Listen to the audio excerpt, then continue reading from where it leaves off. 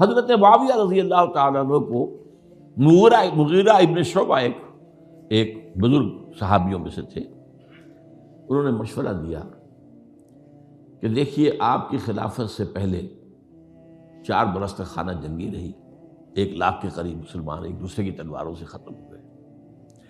اب اگر وہ زمانہ گزر گیا، کبار صحابہ تو فوت ہو چکے، بڑے صحابہ تو گئے، اب تو یہ 9 مسلم جو فتح کے بعد ایمان لائے یا اس کے بعد ایمان لائے جبکہ سورہ توبہ کی آیات نازل ہو گئی، اب تو یہ لوگ، یا پھر اب نئے لوگ جو مفتوحہ علاقے میں ایمان لا رہے ہیں، مسلمان ہو رہے ہیں۔ لہٰذا اب وہ جو مسلمانوں کا ایک نظام خلافت راشدہ کا تھا، اگر اس کے پیچھے کسی مضبوط قبیلے کی طاقت نہ ہو تو وہ مرکزیت قائم نہیں رکھ سکے گا، لہٰذا آپ یزید کو اپنا ولی عہد مقرر کر دیں۔ حضرت معاویہ کچھ رہے متردد، لیکن بعد میں ان کی سمجھ میں یہ بات آ گئی۔ یہاں یہ نوٹ کر لیجئے کہ میں یا آپ حضرت معاویہ کے فیصلے سے اختلاف کر سکتے ہیں، ان کی نیت پر حملہ نہیں کر سکتے، وہ صحابی ہیں۔ الصحابۃ کلھم عدول، ان کی نیت بھی یہی تھی، مسئلہ سمجھی اس میں کہ وہی امن جو ہے وہ برقرار رہے۔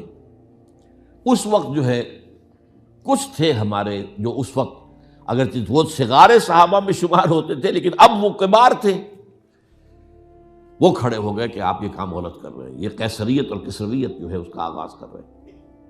اور یہ کون لوگ تھے؟ اب دیکھیے ترتیب: ابو بکر کے بیٹے عبد الرحمن، عمر کے بیٹے عبداللہ ابن عمر، عباس کے بیٹے عبداللہ ابن عباس، زبیر کے بیٹے عبداللہ ابن زبیر، علی کے بیٹے حضرت حسین۔ حضرت حسن فوت ہو چکے تھے کیونکہ یہ عین وسط میں ہوا واقعہ، 20 سال کے درمیان 10 سال حضرت معاویہ کی حکومت کو شروع ہوئے 10 سال ہو چکے تھے۔ میری جو تحقیق ہے یا مطالعہ اس کے مطابق تو یہ ہے کہ حضرت عثمان نے مصلحت سے، حضرت معاویہ نے مصلحت سے کام لیا اور ان پر جبر نہیں کیا، لیکن انہی ندوی صاحب نے کچھ لکھا ہے کہ بالجبر بھی ان سے بیعت لے لی، بیعت ولی عہدی۔ مجھے اس سے اختلاف ہے، یہ حضرات ایسے نہیں تھے کہ جو بالجبر بیعت کرنے والے ہوں، میں اس کو ماننے کو تیار نہیں۔ بہرحال یہ حضرت، میرے نزدیک حضرت معاویہ نے جبر نہیں کیا، زبردستی نہیں کی، لیکن جب حضرت معاویہ کا انتقال ہو گیا، اب جو ہے معاملہ یہ پیدا ہو گیا کہ اب بیعت کریں نہ کریں تو پھر جو ہے باغی شمار ہو گئے۔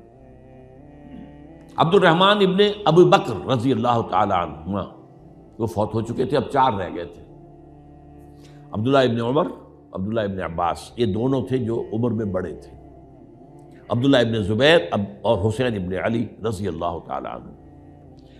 ان چاروں نے کہا کہ کام غلط ہوا ہے یہ، لیکن اس کے بعد ایک تفریق ہو گئی۔ یہ جو دونوں بزرگ تر تھے، حضرت عبداللہ ابن عمر، عبداللہ ابن عباس، ان دونوں نے کہا کام تو غلط ہے لیکن ایسا نہیں ہے جس کی بنا پر خونریزی کرائی جائے، مسلمانوں کا خون بہے، بغاوت کی جائے، ایسا نہیں۔ مطلب یہ کہ اس کے اندر مصلحت کا تقاضا یہ ہے کہ اس وقت جو ہے اس کو تسلیم کر دیا جائے۔ لیکن یہ جو دو نوجوان تھے، ان کے اندر، نوجوان نہیں کہ وہ جوان تھے ماشاءاللہ، لیکن یہ کہ جوش زیادہ تھا، یہ اڑ گئے کہ نہیں، ہم اس غلطی کو اب نہیں چلنے دیں گے۔ حضرت عبداللہ ابن زبیر اور حسین ابن علی رضی اللہ تعالیٰ۔ اب دیکھیے اصل فیصلہ کن بات کیا ہوئی، ان دونوں حضرات میں ایک اختلاف ہو گیا۔ حضرت عبداللہ ابن زبیر کا کہنا یہ تھا کہ یہی مقیم رہی ہے مکے میں، اور یہیں سے جو ریزسٹنس موومنٹ ہے وہ شروع کی جائے بنو امیہ کی حکومت کے خلاف۔ ادھر سے کوفیوں کے خطوط چلے آ رہے تھے حضرت حسین رضی اللہ تعالیٰ عنہ، آپ آئیے، ہم آپ سے بیعت کریں گے۔ حضرت حسین نے اپنے بھائی، چچا داد بھائی مسلم بن عقیل کو بھیجا، ان کے ہاتھ پر 10-12 ہزار کوفیوں نے بیعت کر دی حضرت حسین کے لیے، اور ان کے خطوط کے جو ہے وہ تو پورے کے پورے تھیلے تھے حضرت حسین کے پاس۔ اس سے پھر حضرت حسین نے سفر کیا۔ ادھر یہ ہوا کہ یزید کی طرف سے عبید اللہ ابن زیاد جو ہے گورنر بن کر آیا، اس نے جو تشدد کیا کوفیوں پر، سب نے بیعت توڑ دی، اور حضرت مسلم بن عقیل جو ہے ان کو شہید کر دیا۔ یہ خبر پہنچی ہے حضرت حسین کو، آپ ابھی درمیان میں تھے سفر کے، آپ نے مناسب سمجھا کہ میں واپس لوٹ جاؤں، لیکن حضرت مسلم بن عقیل کے بیٹے کھڑے ہو گئے کہ اب ہم قصاص لیے، ہمارا باپ شہید کیا گیا، قصاص لیے بغیر تو نہیں جائیں گے۔ اور یہ مروت کے خلاف تھا حضرت حسین کی کہ وہ ان کو چھوڑ دیتے۔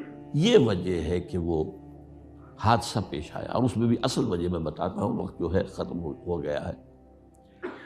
وہ یہ ہے کہ حضرت حسین نے جب وہ لشکر تھا کوفیوں کا، کوفی تو آئے تھے نا، وہی کوفی جنہوں نے بیعت کی تھی، وہی بیعت توڑنے والے تھے، وہی لشکر میں آئے تھے حضرت حسین کے خلاف۔ حضرت حسین نے وہاں عین میدان جنگ میں اعلان کیا، دیکھو فلاں ابن فلاں، یہ تمہارا خط ہے کہ نہیں، تم نے مجھے بلایا، دیکھو فلاں ابن فلاں، تم نے مجھے دعوت دی تھی کہ نہیں، یہ دیکھو میرے پاس تمہارے خطوط جو ہیں تھیلے بھرے ہوئے موجود ہیں۔ اب انہیں اندیشہ یہ ہوا کہ اگر حضرت حسین کو کسی طرح بھی یزید تک پہنچ جانے دیا گیا تو ہمارا جو ہے بانڈا پھوٹ جائے گا، پھر ہماری خیر نہیں۔ ورنہ حضرت حسین نے کہا تھا، دیکھو یا مجھے واپس جانے دو، یا مجھے سرحدوں کی طرف جانے دو، میں کفار کے ساتھ جہاد کرتے ہوئے اپنی زندگی صرف کر دوں گا، یا مجھے یزید کے پاس جانے دو، میں اس کے ساتھ اپنا معاملہ کر لوں گا۔ انہوں نے کہا کہ اگر یزید تک ان کی رسائی ہو گئی تو پھر ہماری خیر نہیں۔ تو انہوں نے نہ صرف یہ کہ شہید کیا، وہی کوفی، وہی بنو تمیم کے لوگ، وہی اکھڑ، انہوں نے نہ صرف یہ کہ شہید کیا بلکہ پھر خیموں کو آگ لگائی۔ کیوں لگائی؟ تاکہ وہ جو ڈاکومنٹری پروف تھا ان کے خلاف وہ ختم ہو جائے، ورنہ آگ لگانے کی کیا ضرورت تھی؟ انہوں نے اور تو کوئی نہیں کیا، یعنی وہ کام تو نہیں کیا کہ جو کسی مفتوح کے ساتھ کیا جاتا ہے۔ حضرت حسین کے بیٹے بیمار تھے، حضرت علی بن حسین زین العابدین رحمۃ اللہ علیہ، انہیں شہید تو نہیں کیا۔ جو خواتین تھیں، جو ان کی کوئی بے حرمتی نہیں کی۔ یہ نہیں کہا کہ اب یہ تو جیسے کہ خوارج کہتے تھے کہ جو